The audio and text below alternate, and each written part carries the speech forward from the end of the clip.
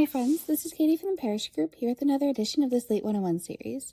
Today, we are going to have a part 2 to talking about our seasonal image headers, and we're going to talk about the value of using a content block in your footers. So this build is very similar to developing the seasonal header. We're going to start with a content block under Deliver, and you can see the key of UG admissions footer, and if we click in, we'll see that it is built as a string type block. There's also no values underneath our content block, but we can see that a default is set. Clicking into the default, we're able to see our footer content developed here. With that built, we can jump to a sample mailing.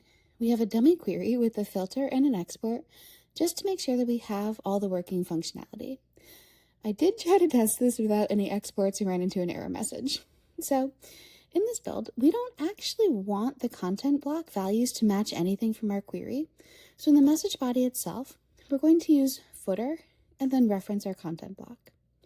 Because there is no match, it'll just pull in the default content. The benefit to this build is that it allows you to change social media icons, collegiate logos, branding colors, or anything really, in one place and have it immediately reflect in your ongoing mailings. It can even be inserted at the template level. If your school is considering a branding update, this kind of build can really help to save you time with live updates rather than needing to make constant changes. The Parish Group is a Slate Platinum partner, and we'd love to help you implement, audit, or optimize your instance.